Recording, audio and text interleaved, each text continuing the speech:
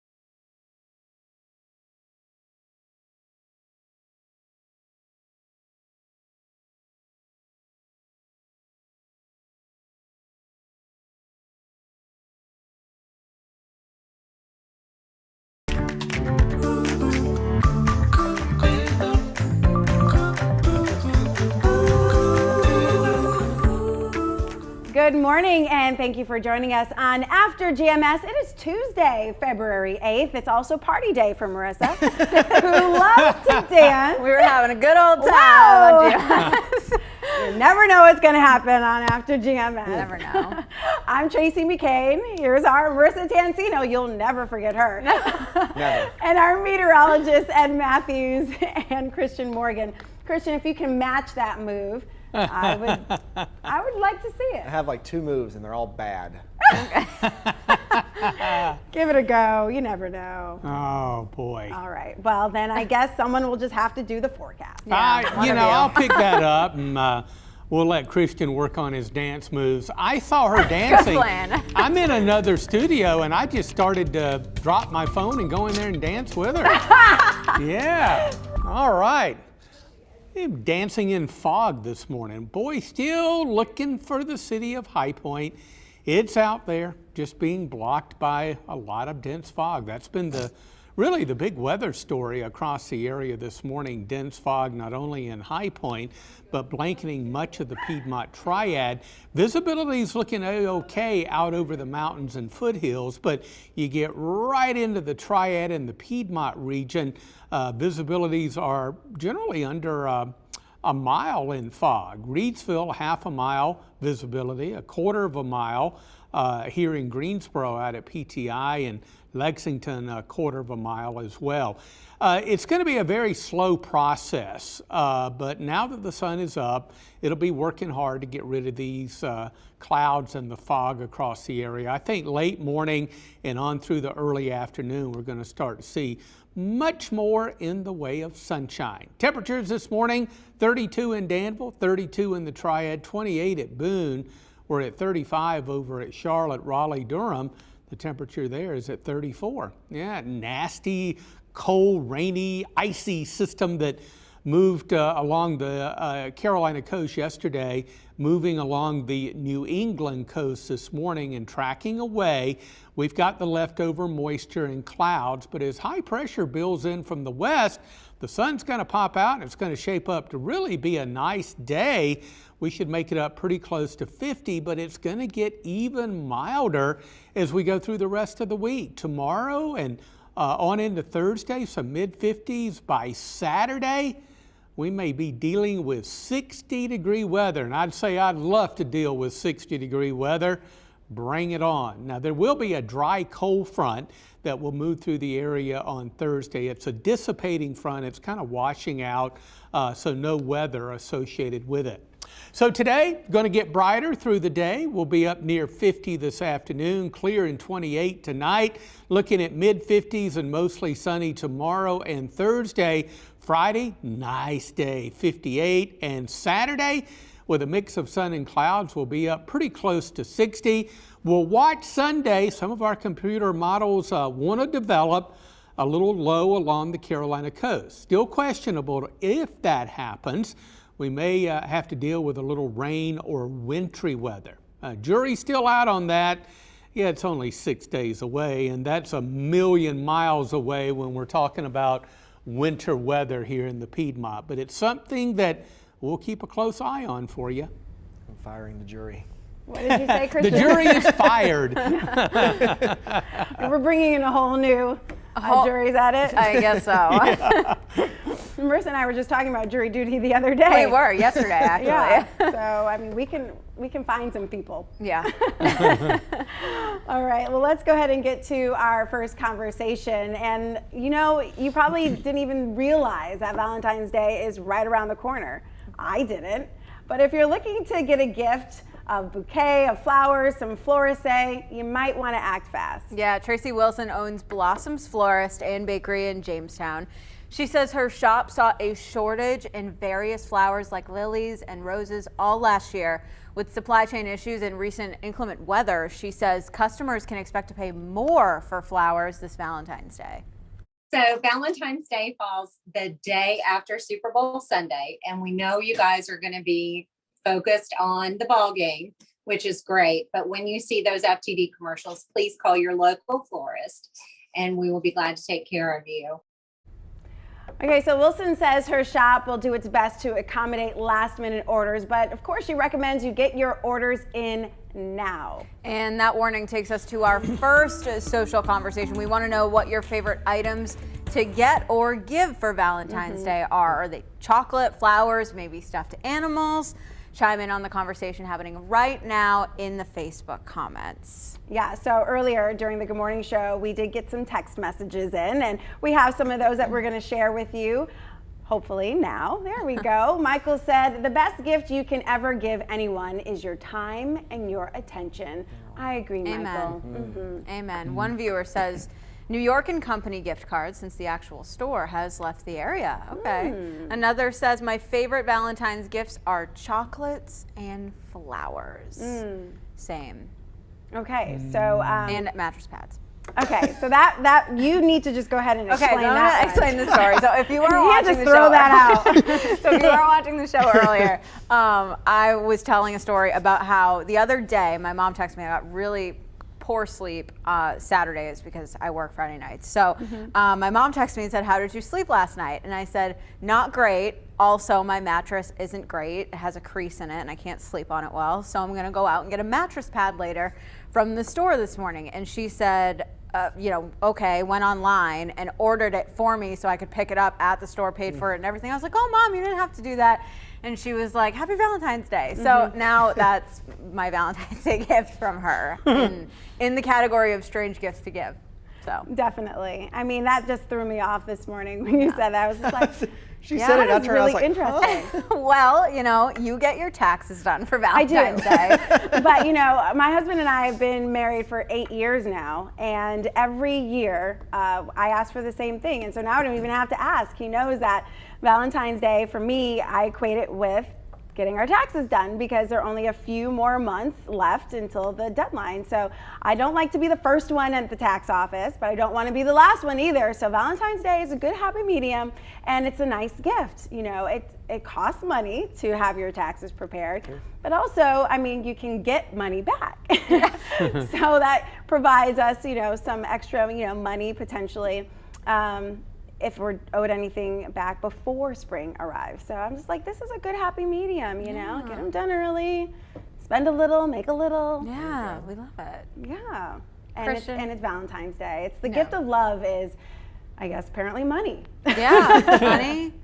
Flowers, chocolates, mattress pads. Christian, what do you like to get and give? Just a nice dinner. I love to eat. So, a nice dinner out somewhere is great for me. I used to give flowers on Valentine's Day, and then I gave flowers to one person, and they told me they didn't like them because they just died. And I was like, well, that's sort of depressing. So I don't guess I'll give flowers anymore. No more flowers. All right, Ed Matthews, how about you? It's like I'm thinking what a real friend there to tell you how they really feel. know. Couldn't you just kind of keep it under the lid there and not say anything and just say thank enjoy you and those move on. flowers? Okay, commentary over with. It's got to be candy. Or, and I like Christian's idea, a nice dinner. Anything that has to do with food, but love the chocolates. And don't forget, peanut M&Ms. Oh, Ed's favorite. Yeah. And they do have a special Valentine's version where the candies are either like red. Right. I've seen I think they have pink ones and some other, Valentine's. And white. I think it's pink and white and white. red. And I don't know why, but those red ones just always taste so much better. Oh, well, You mean they're not cherry? You wish you could have a bag of just red M&Ms. that will be my task. You for want to Ed. steal my heart for Valentine's? Yeah, get me some M&Ms and ooh, I'll be so happy. We'll know Ed has found his match when he comes in and says they separated all the red M&Ms. Look what I got. Then we'll Oh, know. man. All right, let's go ahead and take a look at some of what you guys are saying here on our feed. Walter. Go Go ahead, Tracy. No, go ahead. I'm still trying to find some. Go ahead. Walter says, my wife loves stuffed animals and a personal card. And Julie says, I love teddies, but love is every day. And that's a good point. Tracy and I talked about this on the show earlier. Valentine's Day, of course, great way to, spend, share, appreciate your loved ones, but love them every day. Yeah. Love them every day. Love, love, love. And a lot of people have lost their loved ones and their special sweeties, and certainly feeling for all of you. Tamrika mentioned her mom, who she lost in 2009. And then Joanne said, no flowers anymore. My boyfriend is in heaven. I send many, many cards to children, grands, and GGs. Yeah. Wow. Yeah, so I mean, we also have to think about those who, Right. have to spending the holiday alone, or maybe, especially with this pandemic, no longer with people here. So yeah, I mean, it's a consideration that we have to think about. Not only just is it giving, a gift, maybe it's checking on somebody and making sure that they're okay too. Yeah, the holidays can be a tough time for everybody. So definitely check on those you care about. Send them a text, make a phone call, and let them know that they are loved. Absolutely. It's just like this. Marissa, I love you. I love you too. Thank you. See? God. I know. All right, let's get to some morning headlines this morning. We have another conversation in just a few moments. So several Triad school districts are operating on weather-related delays this morning, including our largest school districts, Guilford County Schools, and Winston-Salem Forsyth County Schools. Yadkin County Schools are also on a 2-hour delay. Rockingham County Schools, Stokes County Schools also on a 3-hour delay this morning. You can find a list of delays on our website, WFMYnews2.com. Well, we are 1 month into the Guilford County Schools and the Greensboro Transit Agency's partnership. The district suspended some of their high school bus routes due to a bus driver shortage on the school district side.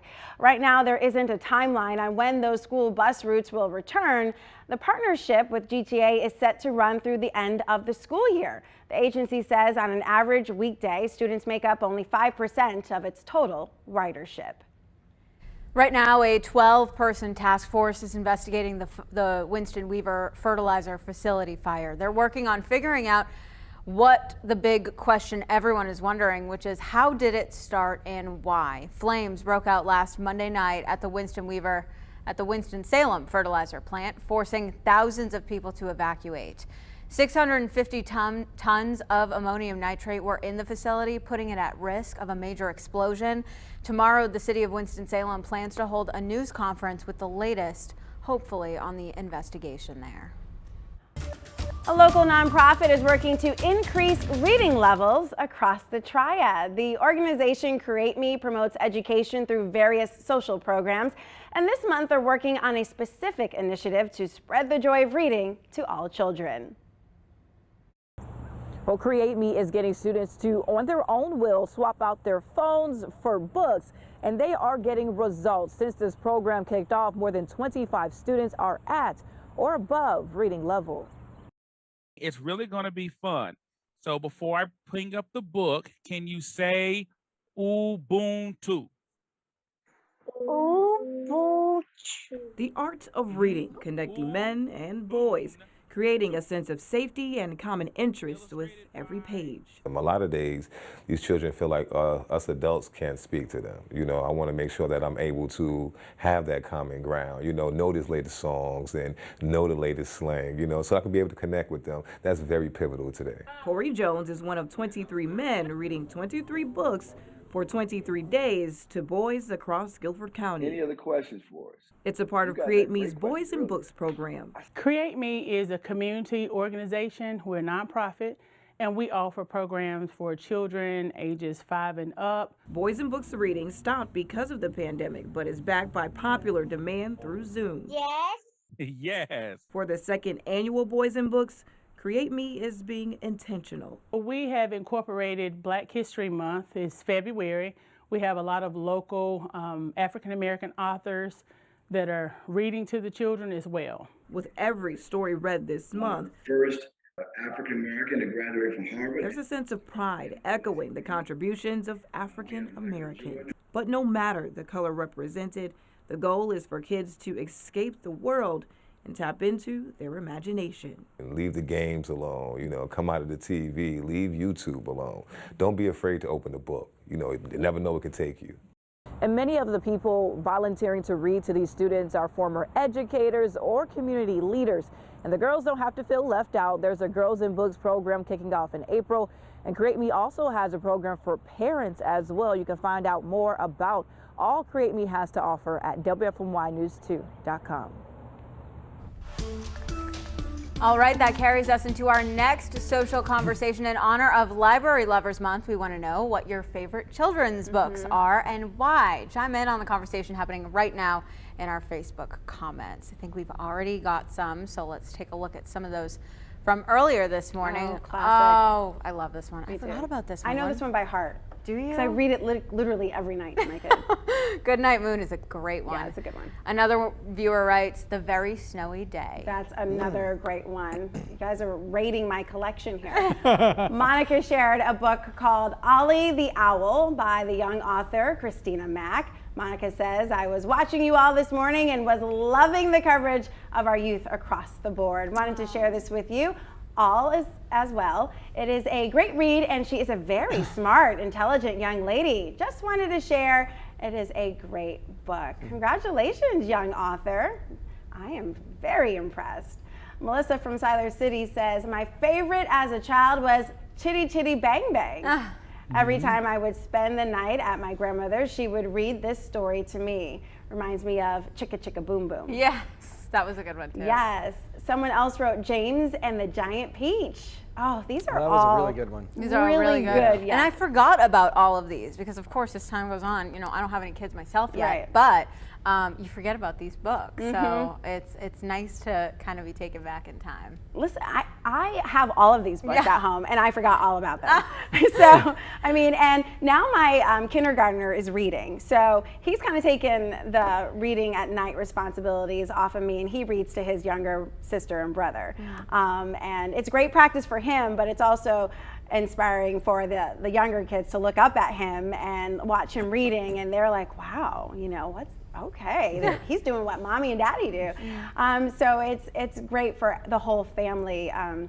As you know, my son is reading, and now Simone wants to start learning how to read, and That's great. I'm sure it will carry forward. But they love all types of books. My son loves, like I did, the Bernstein Bears. He loves Big Brown Bear, and basically it just adds to like the letter B throughout the story. Big Brown Bear, red balloon, or balloon, okay. So anyway, bunny, baskets, I mean like Anything with bicycles, B. bubbles, I mean anything, bees, I mean everything with a B, it just adds on to the story. And so by the end, you're like reading this entirely long ladder of B words. Yeah. And it's great for the kids. It's for me, I'm like, as you see, I bumbled it. Well, it can get, Yes. redundant for, I think, adults. Yes. And it's, it's fun to great, watch though. the kids take part. My favorite book is the Very Hungry Caterpillar. Great. And it's just a classic, and it's so colorful. So that was the one that came to mind for me. Christian, what about you? I used to really love Green Eggs and Ham. Some Dr. Seuss books. And then once I got older, into elementary school and into middle school, I really loved reading the Boxcar Children. Always thought those were a good series too. But loved all the Dr. Seuss stuff when I was a small kid. And of course, The Very Hungry Caterpillar. I remember that. I love how you turn the page and the caterpillar just gets longer and longer and longer. And so, Yeah. really good book. And then he turns into a butterfly. Yeah. Don't give away the ending. Sorry. Gosh. Block your ears. Spoiler I was going to go alert. read it again. All right, Ed Matthews. These are some of the classics. What's yours? Well, I'm with Christian. The first thing I thought about, anything Dr. Seuss, and I did love Green Eggs and Ham, because it had something to do with food. I think that was the love. But I went through a transformation. I went on to love Old Yeller, which is about, I'm not sure the dog, the breed, it's but a it was a retriever, great isn't book it? anyway. Yeah, maybe. And also Charlotte's Web. Now these are older ones, but I'm just a little bit older than everybody else here. Only by a hair. Old Yeller and Charlotte's Web go back a long ways.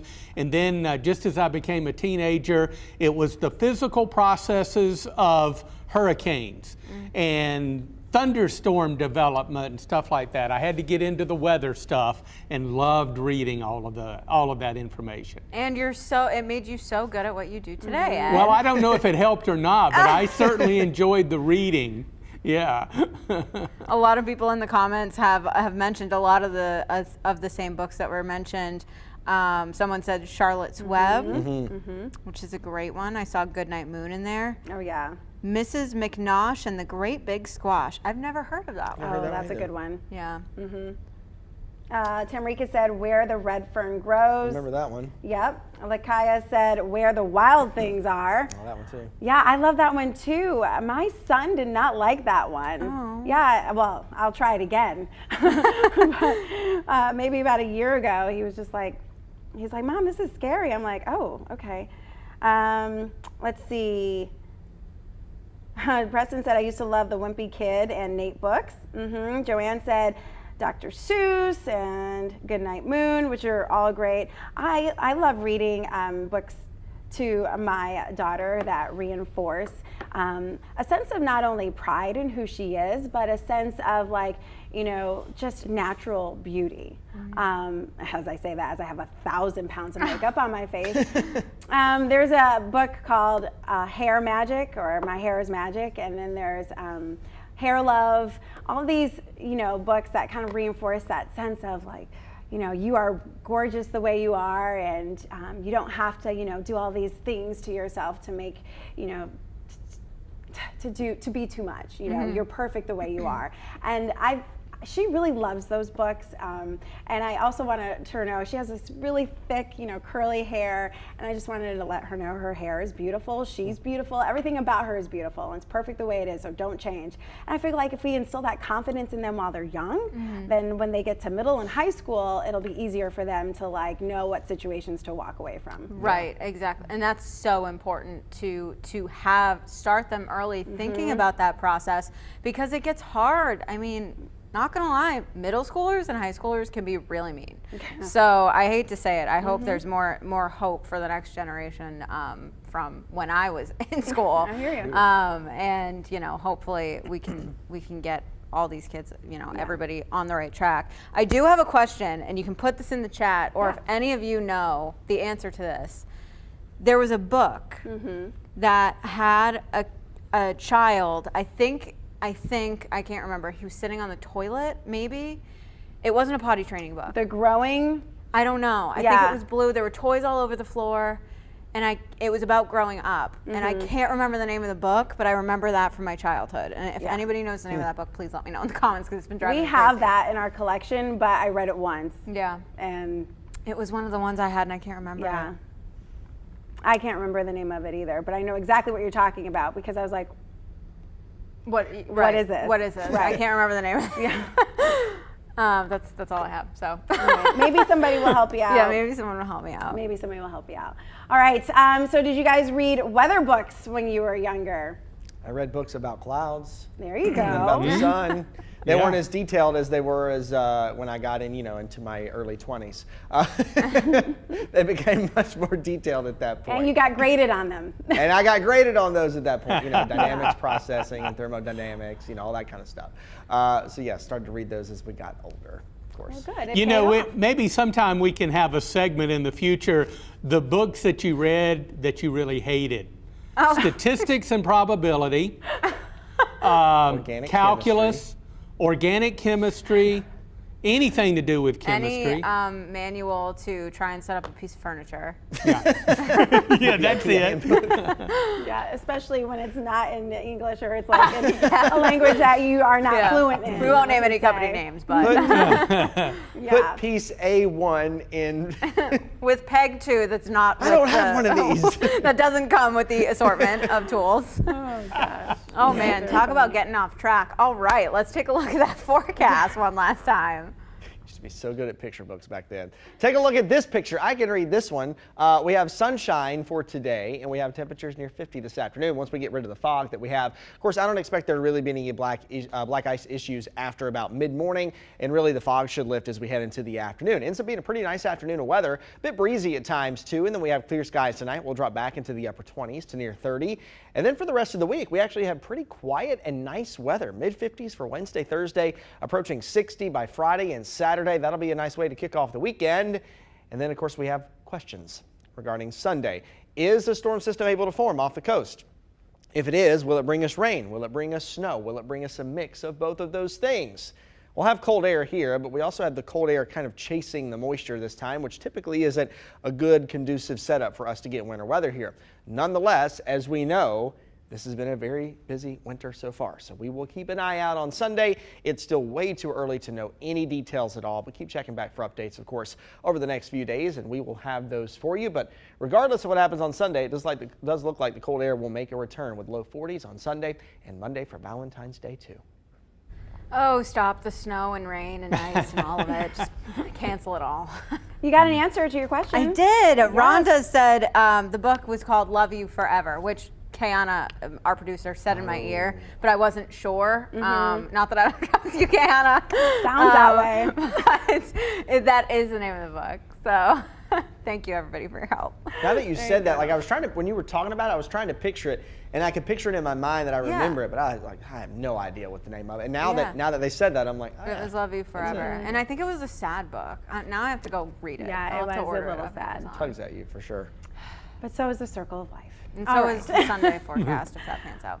All right. Thanks so much for joining us on After GMS for this Tuesday morning. We'll be back on Wednesday with some more great conversations. We'll take a closer look at whatever is happening this weekend in terms of the forecast and more. We'll see you tomorrow.